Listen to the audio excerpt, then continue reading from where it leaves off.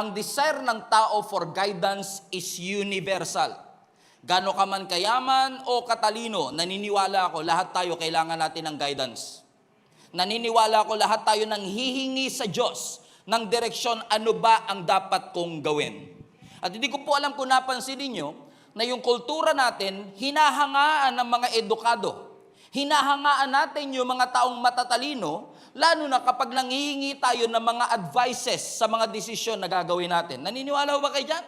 Kasi di ba kapag meron kang bagay na hindi alam, may bagay kang gustong alamin, naghahanap ka ng taong mas marunong sa'yo, naghahanap ka ng taong mas may experience sa'yo, para makakuha ka ng wisdom dun sa step or decision na gagawin mo sa iyong buhay. Unfortunately, hindi naman lahat. Minsan, yung mga advices at wisdom na ito na galing sa tao is usually man-centered din. Nakasentro sa tao. At kapag nakasentro sa tao ang wisdom, usually naglilid ito sa catastrophe. Bakit to? Ang wisdom ng tao laging questionable, imperfect, at unsound. Mas maganda pa rin yung wisdom na nanggagaling sa Panginoon. To the point na minsan, out of our desperation, kinonsult na natin ang kung sino-sino at kung ano-ano. Nagpunta ka na sa mga medium, nagpunta ka sa mga manghuhula, at lahat ng mga avenue, pati mangkukulam, sinama mo na. Para makahanap ka ng avenue na alam mo namang ipinagbawal ng ating Panginoon. Nagtitiwala ka na sa pagtaya mo sa loto, bigla kang yayaman. Tumaya ka sa mga slot machine, pati genie in a bottle, pinaniwalaan mo na rin sa pag-asa na ito'y makapagpabago ng takbo ng iyong buhay. Bakit? Ang totoo lang, kailangan natin ng guidance. Kailangan natin ng somebody na magtuturo sa atin ano ang susunod na desisyon at ano ang susunod na hakbang na gagawin ko para ma-maximize ko yung buhay na pinagbayaran ng ating Panginoon doon sa krus ng Kalbaryo. In fact, ang sabi ng scripture sa John 14 verse 6, si Jesus lamang po ang tanging daan para tayo'y makapunta sa Ama. Siya lamang po ang daan upang ma-experience natin ang lahat ng bagay na pinagbayaran ng ating Panginoon. Ang sabi ng John 14:6, Jesus told him, Jesus answered and said to us, I am the way, Jesus said. I am the truth and I am the life and no one can come to the Father except through me. Ibig sabihin, anuman ang iyong magiging desisyon at gagawin, mula sa oras ng iyong kapanganakan hanggang sa oras ng iyong kamatayan, ay napaka-critical po sa iyong buhay. Kailangan may linaw. Everybody say, malinaw. Hindi yan katulad nyo, malabo. Kailangan may linaw. You have to live with clarity. Kasi kapag ang buhay mo ay merong kaliwanagan, mas magiging secured at determined ka sa iyong mga susunod na magiging desisyon. In fact, living without clarity is one of the most unwise decision that you'll ever do. Amen? Kapag walang clarity, ang iyong buhay, hindi malinaw ang iyong patutunguhan, talaga isa yan sa pinaka-unwise na pwede mong gawin sa iyong buhay. Kaya lagi nating ina-advocate at lagi ko sinasabi, maging intentional po tayo na magtanong sa Panginoon, Lord, ano ang susunod na hakbang na gagawin ko para maranasan ko lahat ng ipinangako mo? Kailan po ang huling beses na nanalangin kayong, Lord, show me the way. Lord, keep me from making a mistake. Lord, supply words into my mouth. Lord, show me my assignment. Lord, give me the wisdom to choose the right thing. Lord, clear the path. Nagtanong na ba kayo kay Lord, mag-abroad nga ba talaga ako o hindi? Panahon na ba para ako'y magpakasal? O itong akin to, lolokohin lang din ako. Bakit mga kapatid? Because merong wisdom ang Diyos na kailangan ng bawat isa sa atin. God has a wisdom that each and every one of us need. He has guidance, He has direction na ang bawat isa sa atin kailangan. May nakikita po ang Diyos na hindi nyo nakikita, whether you believe it or not. Kaya nga si Solomon, nung tinanong siya ng ating Panginoon, what do you want? Do you want riches? Do you want honor? Ang sabi ni Solomon, one of the wisest person na kinukonsider ng scripture, sabi niya, Lord, I don't want riches. I don't want honor. I just want wisdom. In fact, ang Hebrew word ng wisdom, listening heart. Somebody asked me before, Pastor, ang puso ba nakakarinig? Hindi. Pero dapat ang puso nakikinig. Ang gulo, di ba? Pero ganun talaga. You have to have a listening heart. Puso na matalino at marunong makinig. Tignan nyo ito. Napansin nyo ba yung salitang heart? Yung heart. H-E-A-R-T. Heart. Nandun yung salitang hear. Kasi dapat ang puso marunong makinig. Amen? Sabi mo sa katabi mo, nakikinig ba ang puso mo? Think about it. It makes sense na kung kulang ka sa kaalaman, humingi ka sa isang tao na mas marunong sa iyo. It just makes sense na kung hindi mo naiintindihan, matuto kang magtanong. Kung kulang ka sa experience, humanap ka ng somebody na mas may experience sa iyo. At kung kulang ka sa wisdom, humingi ka sa Diyos na supplier ng wisdom na meron tayo. Kaya nga sabi ng Bible, di ba? Trust the Lord with all your heart. There you go. In fact, ang Hebrew word doon, trust the Lord with every heartbeat. Sa bawat tibok ng iyong puso, salig sa Ginoo. Salig sa Ginoo sa tibok mong kasing-kasing. Kasi hindi porket ibinigay mo ang buhay mo sa Diyos, yung kalooban niya mag-a-adjust sa preference mo. Let me repeat. Hindi porket binigay mo ang iyong buhay sa ating Panginoon, yung preference mo magiging kalooban na ng Diyos. Madalas, yung preference mo at will ng Lord lagi nagko-contradict. Kaya kailangan mo magtiwala kasi ito yung gusto mo, pero ito yung gusto ng Diyos. Ang tanong na lang, makikinig ka ba sa Diyos o ipipilit mo ang iyong gusto?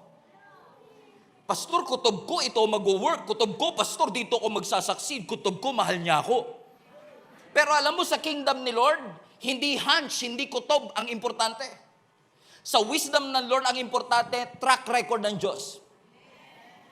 Naranasan mo na ba ang pagpapala ng Diyos? Nakita mo na ba kung gaano kabuti ang ating Panginoon sa nakaraan? Nakita mo na ba, na-witness mo na ba na nagpagaling ang Diyos before? Yes, kaya ka naniniwalang magpapagaling ang Diyos ngayon. Na-witness mo ang Diyos na nag-provide dati, kaya naniniwala ka So ano, kutob lang ba yun? Hindi, track record ng Diyos yun. Pinaniwalaan mo at nagtiwala ka na dahil sa track record ng Diyos, ginawa na to before ng Diyos. Kaya alam kong gagawin niya pa rin ngayon. Do you still remember a few weeks ago, I keep on confessing. Hindi ko alam kung saan tayo kukuha ng pambayad, hindi ko alam kung saan tayo kukuha ng pang-construction, but I know He did it before, and I know He can do it again. And He did! He did! Glory to God, palapakan natin ang Panginoon. He did! And He did it again. Hindi siya nakabase sa kutob, kasi ang kingdom ng Lord, hindi nag-work out yung kutob lang. Tiwala, yun ang mag-work sa kingdom ng ating Panginoon. Bakit ko sasabi? Kasi ang kingdom ng Lord hindi logical. In fact, ang kingdom ng Lord laging upside down, laging baliktad ang prinsipyo. Lagi siyang opposite. Parang kayo. Nung bago pa lang kayo, opposites attract. Pero matagal na kayo, opposites attack. Laging opposite. Ang tawag niyan sa English, paradox. Pag sinabi mong paradox, yung magkakontra yung salita, pero nung inugat mo, tama naman pala. Ang kingdom ng Lord parang paradox. Hindi siya katulad ng nakasanayan dito sa mundo. Hindi siya sumasabay sa kultura ng mundo. In fact, ang sabi ng Bible, gusto mo bang maging dakila? If you want to be great, you have to be the least. Paradox yun. Gusto ko maging dakila, tapos kailangan ko maging least. Ang sabi ng Bible, gusto mo bang maging malakas? Yes, Pastor. Ang sabi ng Bible, if you want to be strong, you must be weak. Do you want to be wise? Tignan niyo yung Bible. Do you want to be wise? Yes, Pastor. You have to be full. Ato matindi. Do you want to receive? Alam niyo na kagad, di ba? Paradox talaga. Sakit eh. Do you want to receive? You have to give. Paradox. Kakaiba. Kung kutob lang, hindi mo magigets yung prinsipyo ng Scripture. Kung kutob lang ang papairalin mo, you have to see what the Bible is saying. Even Jesus have said, do you want to find life? You must lose it first. Gusto ko nga hanapin, wawalain ko naman. Hindi natin maintindihan. Because the kingdom of God is upside down. That's why the Bible is keep on repeating us, you should trust the Lord. Verse 6, in all your ways, acknowledge Him. In all your decision making. When was the last time that you acknowledged God in your decision? Amen? Kasi sabi ng Bible, in all. Hindi ko alam kung saan po kayo nag-aral, pero doon po sa school na pinag-aralan ko, kapag all, lahat. Ganon din po ba sa inyo? Pareho lang pala. Wala naman palang problema, education system natin. Okay, so ibig sabihin, kung all, ibig sabihin lahat. Ang sabi ng Bible, in all your decision making, acknowledge Him. And when you acknowledge Him, read again, He shall direct your feelings. Ay, hindi pala feelings. Your path. Hindi mag-a-adjust ang path ng Lord doon sa nararamdaman natin. Nagtitiwala ho ba kayo that God has a great plan for your life? Yes, you have to believe that God has the best interest for your life. You have to trust God not just for your destiny. You have to trust God for your decision and direction in life. Kailan po yung huling beses na nanalangin kayo, Lord, direct me? Sabi ng Bible, kapag nanalangin kayo, ganito kayo manalangin. Our Father who art in heaven, hallowed be thy name, thy kingdom come, your will be done on earth as it is in heaven.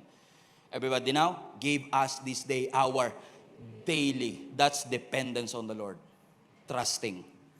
Give us this day our daily bread, daily wisdom, daily guidance, daily direction. You have to trust God every single day. You don't have to live a foolish life. Wise living is possible.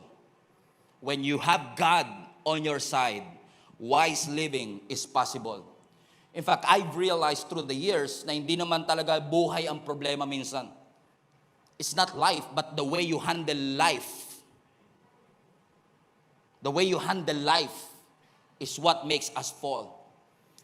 Naniniwala kasi ko na may pabor ang Diyos sa lahat ng taong nagtitiwala sa Kanya.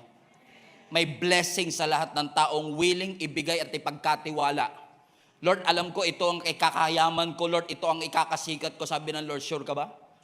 Ang sabi ng Lord, don't seek likes, seek the kingdom. Huh? Iba yun eh. Paradox yun eh. Kasi kung gusto ko sumikat, kailangan daming follower. Kailangan maraming likes. Sabi ng Lord, don't pursue likes. Don't pursue followers. Pursue my kingdom. And all these things will be added unto you. Palapakan natin Panginoon. That's why the text that we are reading in Psalms 32, basahin uli natin doon. Ang sabi ng scripture sa psalmist. In fact, si David ang nagsulat nito. Ang sabi ng Lord kay David, I will guide you. Sino sa inyo gusto nyong gabayan kayo ng Diyos? Amen. Pero hindi lang to basta gabay. Kasi marami pag umaga, di ba? Ako ang iyong gabay. Ang tanong, sa ka ba ginagabayan yan? Amen? Kilala niyo yun? Kilala ko rin yun eh. Ang sabi niya, I will guide you, everybody read this with me, along the best pathway for your life. Sino sa inyo gusto niyo yung best pathway? Hindi lang basta kung anong gusto kong gawin, kundi yung pinakamainam na daan. Yung pinakamainam na direksyon, yung pinakamainam na way, ano sabi ng Lord, huwag ka mag-alala, I will guide you. I will advise you and I will watch over you. Watch this, verse 9. Warning. Do not be like a senseless horse or mule that needs a bit and a bridle to keep it under control. Huwag kayong tumulad sa mga kabayo na kailangan pa ng bridle para lang makontrol mo kung saan pupunta. In fact, may picture ako dito ng kabayo. Kung hindi nyo alam ang bridle, yan yung tali na nilalagay ng kutsero sa kanyang bibig. Na yan ang nagko-control kung pipihit sa kanan o pipihit sa kaliwa. Ang sabi ng Panginoon, ako mag-guide sa inyo, dadaling ko kayo sa pinakamainam na pathway. Huwag kayong tumulad sa mga kabayo. Na minsan kailangan mo pa pihitin yung bridle left and right para lang sumunod. Bakit? Ang sabi ng verse 10, kasi many sorrows will come to the wicked, but unfailing love surrounds those who trust the Lord. Minsan may mga gusto tayong gawin, may mga gusto tayong ma-achieve, may mga gusto tayong makamtan, pero ang sabi ng Panginoon, magtitiwala ka ba na kung saan kita pihitin, doon ka susunod? Kahit pa sa palagay mo illogical, kahit pa sa palagay mo walang pag-asa, kahit sa palagay mo hindi yan nag-work before. But just because it doesn't work before, doesn't mean it will not work now. Because at this point, at least now, you have God on your side. And when God is on your side, everything is and shall be possible. Kaya sabi ng Lord sa Psalms 23 verse 1, the Lord is my shepherd. I lack nothing. What a word. When the Lord is your shepherd, hindi ka magkukulang. Verse 2. He lets me rest in green meadows. Everybody, He leads me beside a peaceful stream. Alam niyo, kung gusto niyo ng tunay na kapayapaan, hayaan yung Diyos ang mag-lead sa inyo papunta doon. True and lasting freedom, true and lasting peace only comes from the Lord. And allow the Lord to guide you to that direction. Verse 3. Ano sabi ng scripture? He renews my strength. He guides me along the right paths, bringing honor to His name. Kapatid, hindi ko alam kung sino kinakausap ng Panginoon. Maybe, taga Saudi Arabia. Kinakausap ng Panginoon. Sinasabi ng Lord sa atin, i-desire mo, kapatid. I-desire mo sa puso mo na si Lord ang mag-guide sa'yo. I-desire ng puso mo na si Lord ang mag-order ng step mo. Na si Lord ang mag-lead sa'yo. Na si Lord ang mag-influence ng hakbang at decision mo sa buhay. Hindi feelings. Word of God. Desire for God to organize, orchestrate, direct, and dispose every steps and decisions in your life. Because you need a wisdom outside your wisdom that knows all things, sees all things, and controls all things. That's why you need a shepherd. He's the one who will guide, correct, and direct your path. At kapag ginawa mo yon, anong sabi ng Psalms 128 verse 1? Blessed is everyone who fears the Lord and who walk in His ways. God's way is always the right way. And there's blessing when you allow God to direct your path. Sino sa inyo gusto ng blessing? Tignan mo katabi mo, gusto ba ng blessing? Parang mukhang sinumpa yung mukha eh. Sabi mo, gusto mo ba ng blessing? Amen. Pero minsan, nakakalungkot man, pero minsan, gusto natin yung benefit, ayaw mo yung discipline. Tignan niyo to. Kung gusto mo talagang si Lord mag-direct ng buhay mo, tignan niyo mabuti, isipin niyo mabuti. Kung si Lord talagang gusto mo mag-direct ng buhay mo, ibig sabihin, may mga gusto kang ayaw ni Lord. At kapag may ayaw si Lord, makinig ka. Kasi kung may ayaw sa Lord, ibig sabihin, may gusto rin siya. At madalas yung gusto niya para sa iyo ay mas mainam kaysa sa gusto mo. Hindi mo palang nakikita ngayon kasi lunod na lunod ka doon sa mataas sa sweldo, malaking kumpanya, USA. Sabi mo sa katabi mo, parang papunta si pastor sa iyo, nararamdaman ko lang, parang ikaw pinapatamaan ni pastor. Amen? Sapul na sapul eh. Tingnan mo katabi mo, duguan na eh. Kanina pa tinatamaan yan. Kasi sabi mo sa katabi mo, antigas kasi ng ulo mo eh. Para kang kabayo eh. Amen? May benefit ang pagsunod. May benefit pag sumunod ka. Nagpag-guide ka kay Lord, hinayaan mong siya mag-direct ng buhay mo, may benefit. Pero may kaakibat din yung discipline. Kasi mahirap talagang sumunod. Madaling sumunod pag gusto mo rin yung gusto ni Lord. Pero mahirap na sumunod pag ayaw mo na yung gusto ni Lord. Gusto niyo ng sample? Love your enemy. Sabi ng Bible, kung meron kang kaaway, ipag-pray mo. Lord, wala namang ganyanan. Ang mga enemy, inaaway yan, hindi minamahal. Yun ang logical. But since ang kingdom ni Lord ay upside down, yung inaaway dapat minamahal. Yung minumura, minamahal. Guess nyo ba? Mura, mahal. Saan natin malalaman ng tunay na guidance? Alam nyo, kilala nyo naman ako. I've been a pastor of this church for more than 10 years. Lagi kong pinopromote, read your Bible. Isa pa kinukuha ni Pastor Stephen, pinipreach niya, dito din. Alam niyo, sa totoo lang, nakakatalino to eh. Nakakatalino to. Kasi dito natin makikita ang wisdom na kakailanganin natin sa ating buhay. Amen. Every guidance and every direction that you will need is already been given to us. Where? Here. In the scripture. In fact, I believe strongly na ang Diyos nagsasalita pa rin hanggang ngayon through His Word. Kasi kung hindi na nagsasalita si Lord, ba't pa tayo magpipray? Pero since you know that God answers prayer, you will pray anyway. So it's not an issue of nagsasalita ba ang Diyos. It's an issue of paano nagsasalita ang Diyos. How? How do God speak to us? Here. Every time you open the Word, God is opening up His mouth. And He will speak to you. Ang sabi ng Psalms 119, verse 105, your word is a lamp unto my feet and a light unto my path. Tignan nyo, no? Yung lamp tsaka light, parehong ilaw yun eh. Pero bakit dun sa statement na yun, your word is a lamp unto my feet and a light unto my path? Alam niyo kung bakit? Kasi ang Diyos, hindi niya ipapakita ang kabuuan ng buhay mo. In fact, kung gusto mo makita ang kabuuan ng buhay mo, pagsisisihan mo rin. Kasi kung ipapakita ng Diyos sa iyo lahat ng storm na pagdadaanan mo, magkukwit ka rin eh. Kahit na mahal ko si Jenna, ang pinakamagandang babae sa balat ng lupa, nagpapasalamat pa rin ako sa Panginoon na nung nag-I do ako sa Kanya, hindi sinabi ni Lord na dadaan kami sa hirap. Kasi kung sinabi niya kagad yun, Jenny, maghunos dili ka.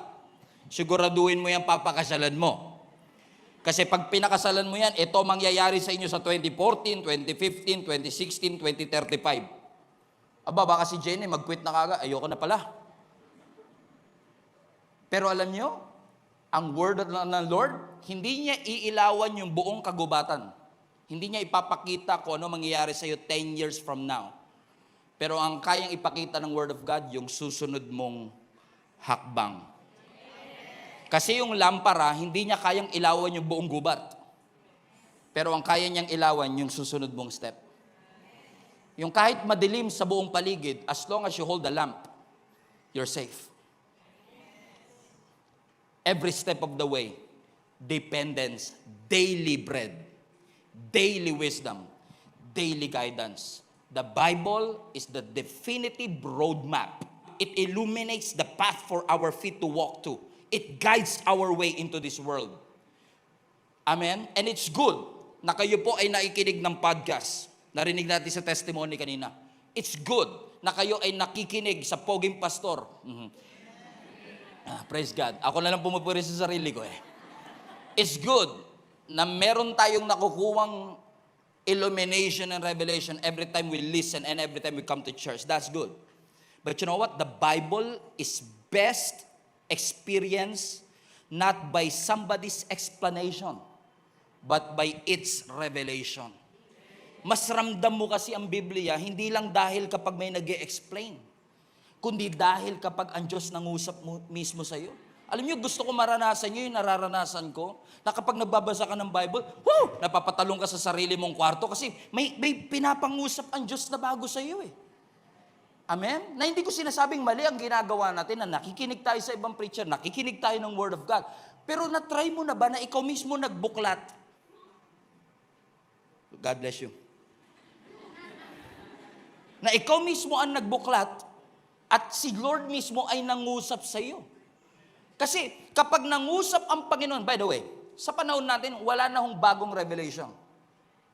Lahat to ibinigay na ng Panginoon. Walang bagong revelation na magsusupersede, lalo na magkocontradict sa Word of God. Kung nakasulat na sa Biblia, hindi na iko-contradict ng Diyos yun. Hindi na babaliin yun ng ating Panginoon. Kahit pa uso, kahit pa 2024 na. And just because it is legally accepted, it doesn't mean that it's morally correct. Let that sink in for a while. Kaya minsan, hindi kayo to kasi perfecto mga taga-Gia Kamanaba. Hindi kayo nagkakamali, malinis kayo sa harapan ng Panginoon. Amen. Nagpa-fasting kayo 7 days a week.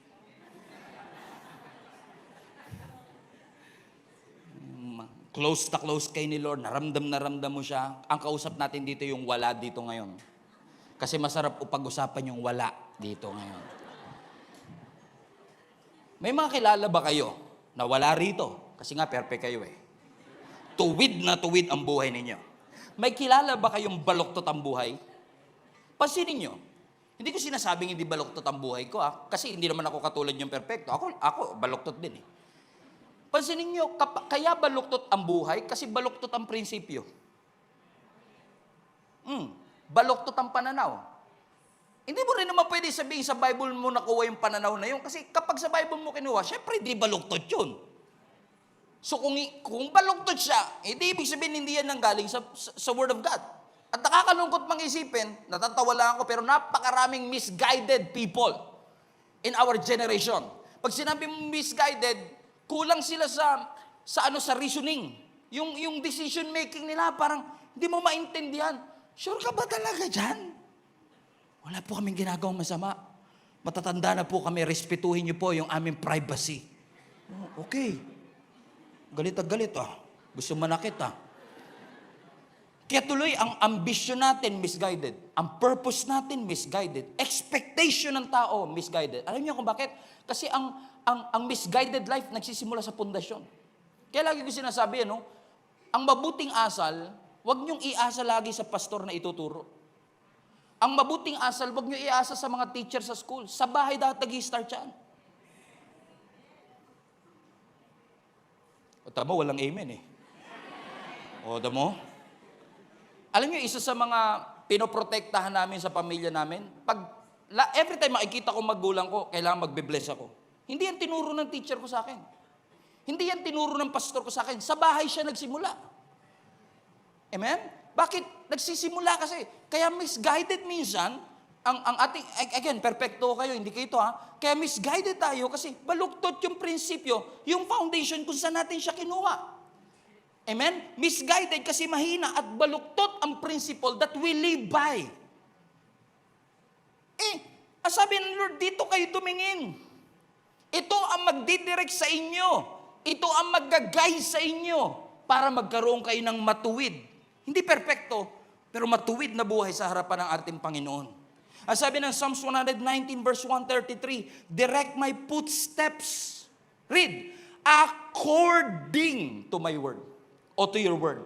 So Lord, kung i-direct mo yung footstep ko, kung i-guide niyo po ako, Lord, kung ako ay bibigyan mo ng direksyon, Lord, hayaan mo na yung direksyon ng buhay ko, hindi misguided ng kultura ng mundo, hindi misguided ng paniniwala ng mundo, kundi guided by the principles of your word. Because the word of God is a clear guiding principle. It has so much guiding principle na napakalinaw sa ating buhay. We just have to adhere it. We just have to walk in it. Nabasa niyo po ba sa Bible yung sinabi ng Bible na, kung mali, huwag mong gawin? Bigla kayong tumahimik Kaya nalalaman ko pag kayo tinatamaan Hindi na kayo nag-amen Kanina tawan-tawa ka kasi yung topic katabi mo Pero ngayon, nung ikaw na, hindi ka na makatawa Pastor, wala namang ganyan. Yung katabi ko, dinala ko nga dito to para patamaan mo Napansin nyo, ang sabi ng Bible, kung mali, huwag mong gawin. Nasa Bible ba yan? Yes. Sinabi ba ng Bible, ang puso natin ang pinakamandaraya sa lahat? Tinuturo ba ng Biblia, maging good steward ka? Tinuturo ba ng Bible, piliin mo ang mga magiging kaibigan mo? Choose your inner circle. Pinili. Sinabi ba ng Bible, huwag kayo mahilig sa chismis? Sinabi ba ng Bible, do not gossip? Sabi mo sa katabi mo, yan. Sinabi ba ng Bible, ayaw kabalaka, huwag mag-aalala? Sinabi ba ng Bible, huwag maging anxious? Sinabi ba ng ating Panginoon, love your enemy?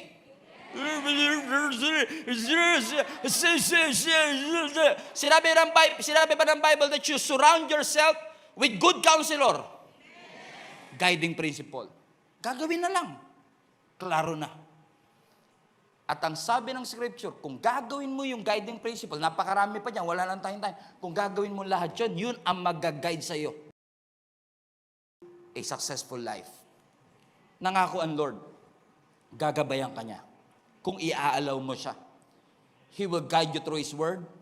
He will guide you through your pastors. He will guide you through your leaders. Minsan yung mga bagyo sa buhay mo, ginaalaw din ng Lord yan para matauhan ka minsan. Minsan iaalaw ng Lord na ma-reject ka, masaktan ka para ma-realize mo, masyado mo nang binaba ang standard mo. Minsan inaalaw ng Panginoon yan para matauhan yung ating nararamdaman na hindi tayo dapat driven by our feelings. Kanta ka pa. Ano ba itong nadarama? Oh shucks, ito ba'y pag-ibig na?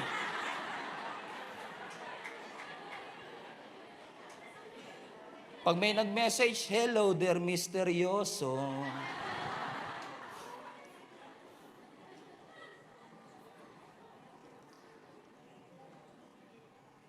Bakit to? Kasi kapag ka namuhay ka sa prinsipyo, ito napansin ko kapag sinunod mo yung Bible, kapag sinunod mo yung sinasabi ng Scripture, determined na agad magiging future mo. Think about it. Di ba? Kapag sinunod mo yung Bible, predicted na kagad ang future mo. Alam mo na kagad. Kasi prinsipyo siya, batas siya law siya, parang gravity. Pag tumalong ka, siguradong babagsak ka. Pag nagtanim ka, siguradong aani ka. Pag nagbigay ka, sigurado makakatanggap ka. Guaranteed. Amen? So, when you live a principled life na base sa salita ng Panginoon, ang outcome ng buhay, predicted mo na. Ganito lang yan. Naniniwala ba kayo pag sinunod nyo ang scripture, gagawin ng Lord na successful ang ating buhay? Paano tayo nakakasiguro? Paano nyo nasabi? Sabi yun ng Bible So, dahil sinabi ng Bible, alam natin kapag sinunod mo yung prinsipyo, guaranteed ang result.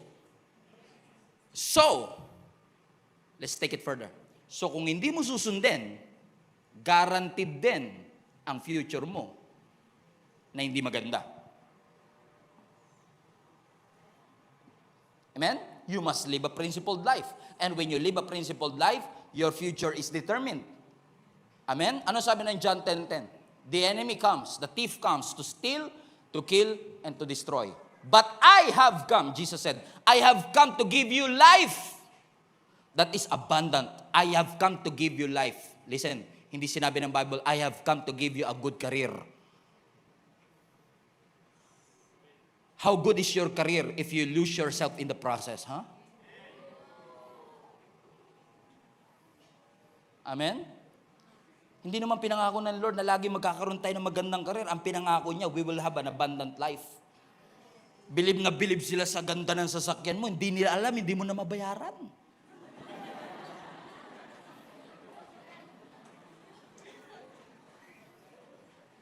Amen?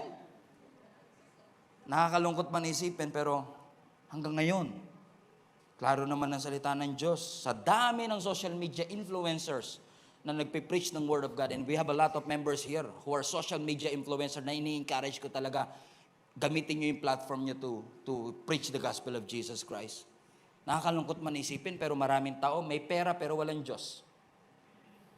Kasal pa rin pero wala ng pag-ibig. May pagkain pero walang gana. Maganda yung kama, naka-aircon pa pero hindi makatulog. Bakit? We refuse to live a principled life that is based on the Word of God. Ang guarantee ng Scripture sa Psalms chapter 37, the steps of a good man are ordered by the Lord, and He delights in His way. Verse 24, though they stumble, they will never fall. Hallelujah. Bakit? For the Lord, because the Lord holds them by the hand. Verse 25, sabi ni David, once I was young. Parang kanta yun and now I am old, and yet I have never seen the godly abandon or their children begging for bread. Basahin niyo yung Bible. Balikan niyo yung verse 23. Everybody read this. The steps of a good man are ordered by the Lord. Everybody say good man. Alam niyo yung salitang good man dito is actually the Hebrew geber. Hindi gerber, geber. Everybody say geber. Now yung geber is actually a Hebrew for strong, champion. So, basahin natin with its meaning. Balik mo anak, verse 23. The steps of a champion are ordered by the Lord. The steps of a strong are ordered by the Lord. Tingnan nyo, kahit malakas ka na, kailangan ordered pa rin yung step mo. Tingnan mo, kahit champion ka na, kailangan mo pa rin ng Diyos. Hindi tayo darating sa level ng buhay natin na hindi natin kakailanganin ang Creator natin. Never yan mangyayari. Kahit gaano karami ang pera mo sa bank account mo, kahit gaano ka-successful ang iyong career, hindi darating sa parte ng buhay mo na hindi mo nakakailanganin ng Diyos. In fact, anumang level ng iyong buhay, hirap na hirap o saganang-sagana, kailangan mong pareho ang Diyos. And allow God to order the steps of your feet. Bakit daw? Kasi ang sabi ng verse 24, para kapag bumagsak ka, even though you stumble, you will never fall. In essence, you will fall but you will not fall away. That even when you stumble, you will never fall. Bakit daw po? Ano ang guarantee? For the Lord holds them by the hand. Hawak ka ni Lord. Amen. Yun ang guaranteed. If you will allow God to hold your hand in every decision that you will make, even though you fall, because even the strong has limitation. Even the strong needs the Lord. But even when you fall, ang sabi ng scripture, the Lord will hold you at His hand, through His hand. And for many years, I thought that this holding hands sa sinasabi ng scripture is like, bumagsak ka at sinalo ka at inangkat ka ng Panginoon.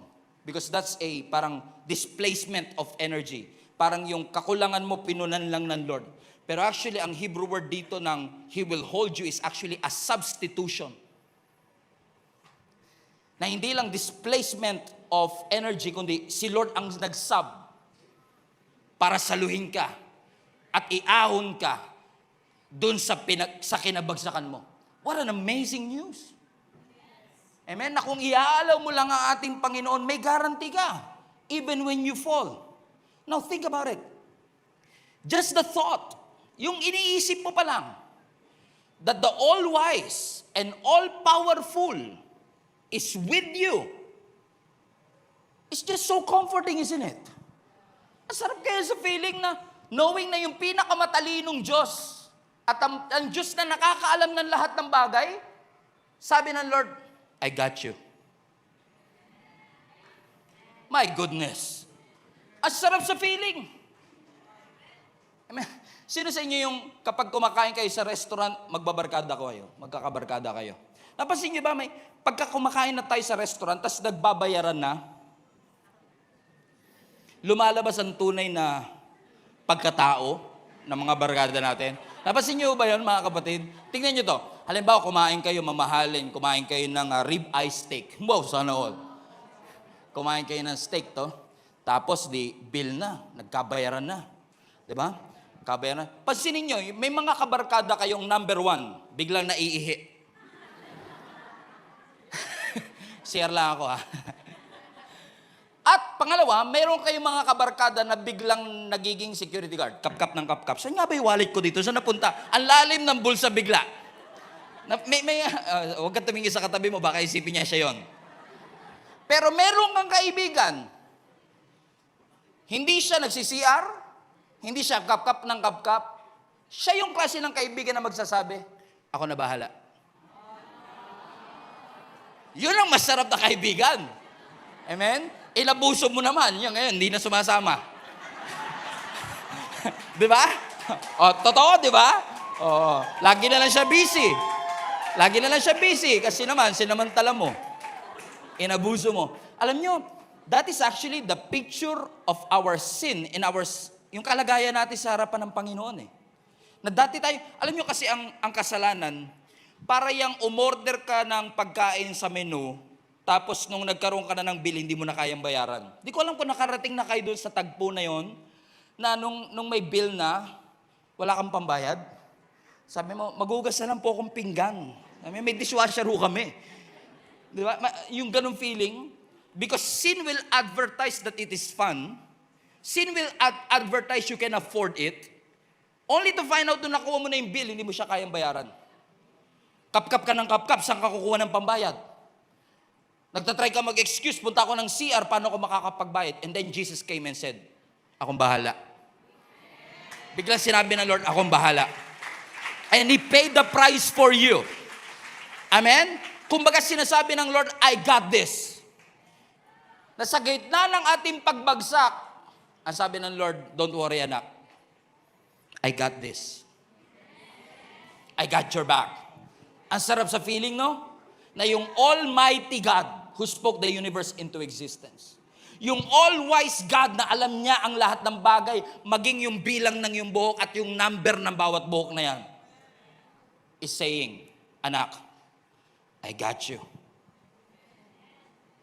Sarap sa feeling. Nakasama natin ang ating Panginoon. What are you going to do now?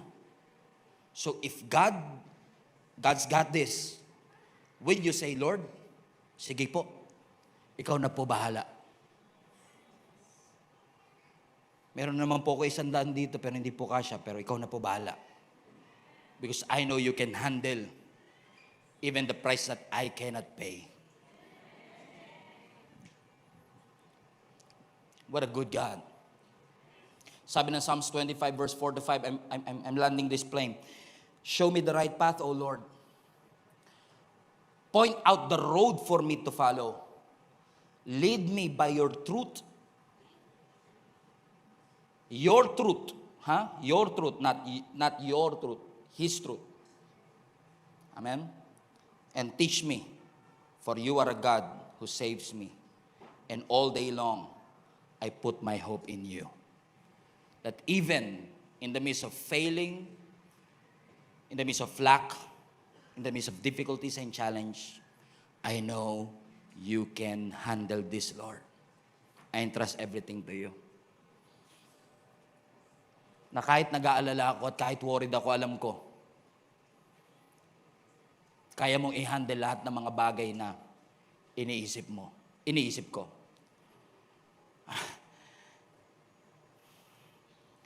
God can handle your stress. He can handle your problem. You cannot, but He can. He's just that powerful.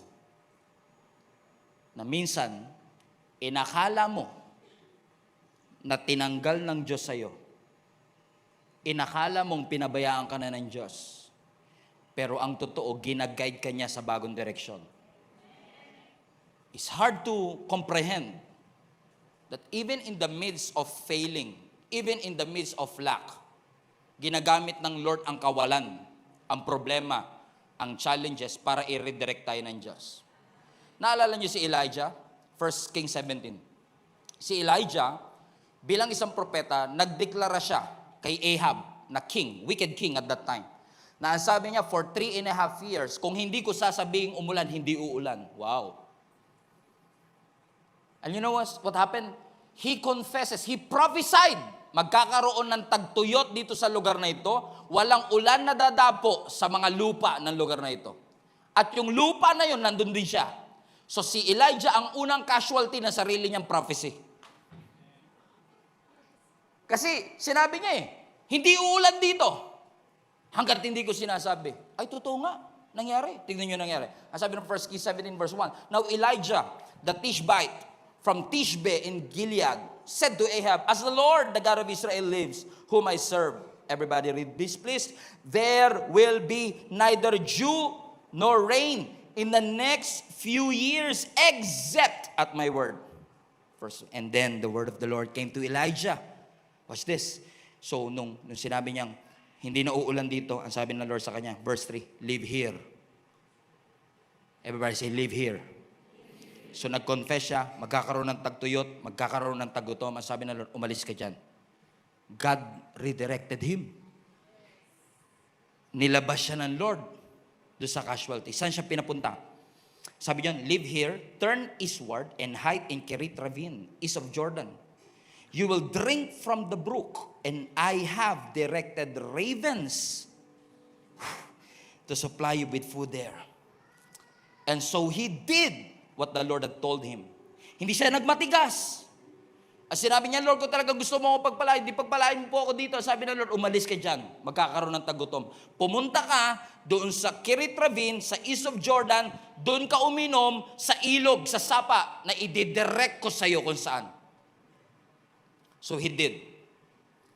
He went to Kerit Ravine, east of Jordan, and he stayed there. Watch this, verse 6. Everybody read.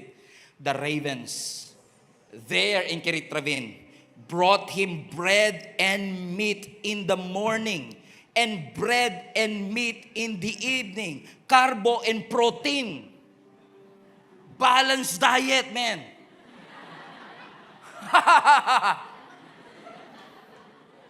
Kasi alam ni Lord, pag puro carbs, magugutom ka lang. Bigyan natin ng protein. Bigyan ng protein yan. Sabi ng Lord, pumunta ka sa Kirit Ravine. Tumabi ka dun sa ilog, yun ang iinumin mo.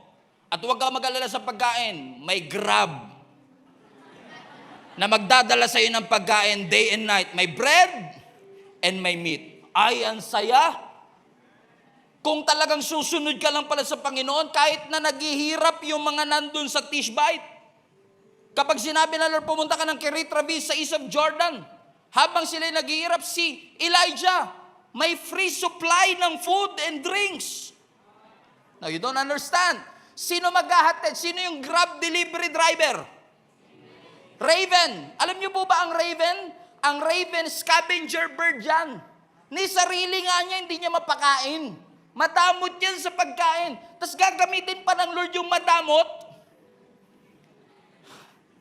para maghatid sa kanya ng pagkain, not just one time, twice a day, with balanced diet, with carbo and protein. It looks comfortable. Ang sarap na nagpo-provide ang Diyos. Na nung niredirect siya, sumunod siya, na-experience niya ang blessing ng ating Panginoon. Amen. Palapakan natin ang Diyos.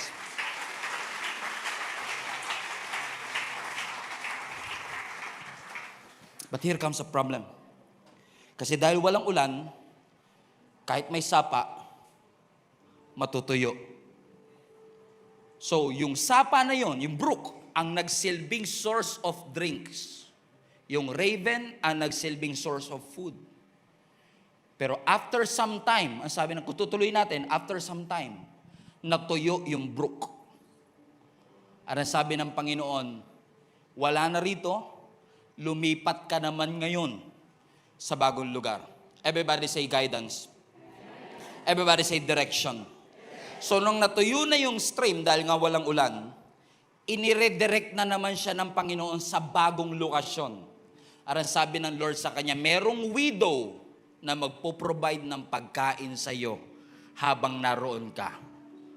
So listen to me. Nung natuyo yung sapa, at huminto nang lumipad yung raven. Akala niya nagsara na, akala niya tapos na. Minsan akala natin pagka nawala na yung raven, nawala na yung source of income, akala natin pag nawalan tayo ng trabaho, akala natin pag may nagsarang pinto, tapos na rin ang Diyos. Hindi.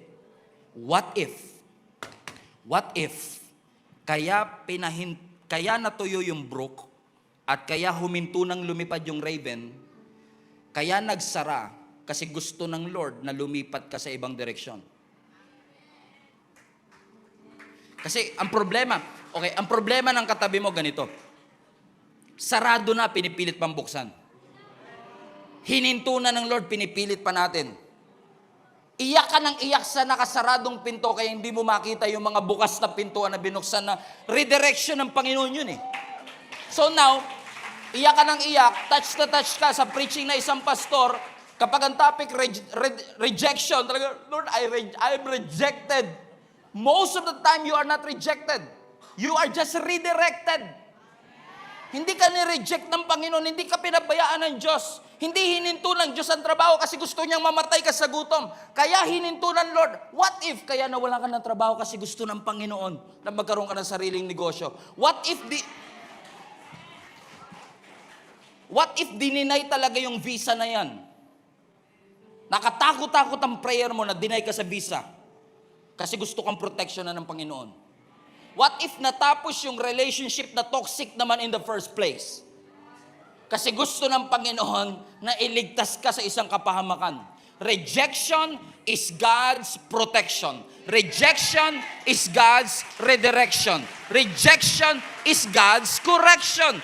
Just believe in the Lord. Sabi ng Lord, okay, yung Kirit Ravine, naging source of income mo, naging source of food mo for many seasons.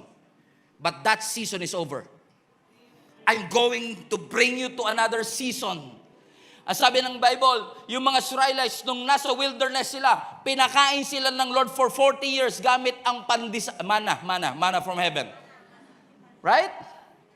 Pero ang sabi ng Bible sa Joshua chapter 5, pagtungtong nila sa promised land, yung pinakain ng Lord na manna from heaven, huminto that moment. Siguro sasabihin ng mga Israelites, sino na naman ba nagkasala? Ba't hininto na naman ng Panginoon ng pagpapala? Wala nagkasala.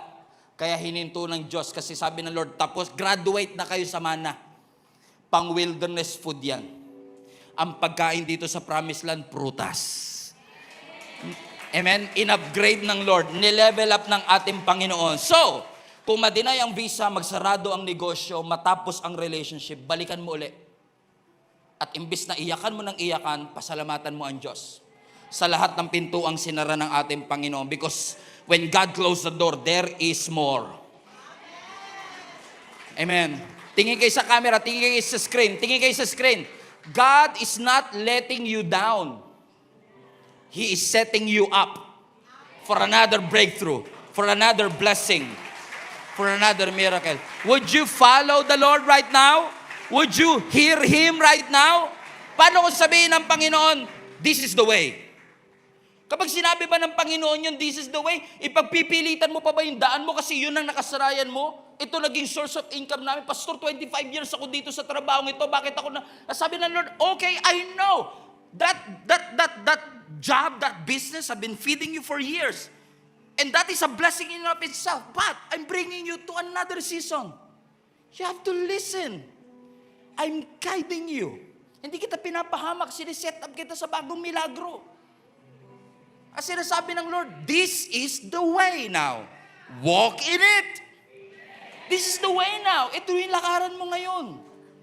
Kasi naniniwala ako mga kapatid, as I've said, God's got your back. At naniniwala ko dahil ang Diyos na sa likod natin, lagi niyang binubulong sa atin.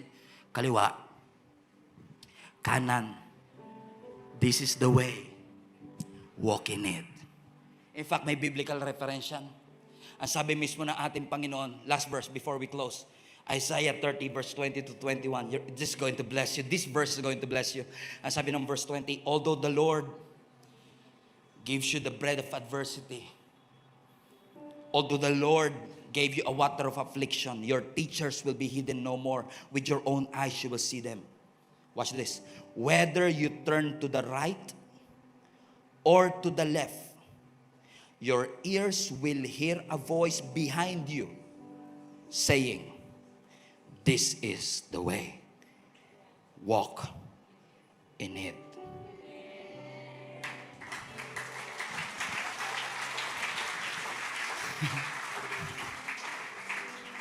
Kaliwa man o kanan, there's always a voice behind you na magbubulong. This is the way. Walk in it. I know you're still crying, but this is the way. Walk in it. Alam ko, nagpagal ka sa negosyo na yan for many years, tas nalugi lang, but this is the way. Walk in it. I know you've been struggling for that loss. You've been heartbroken because of that loss, but this is the way.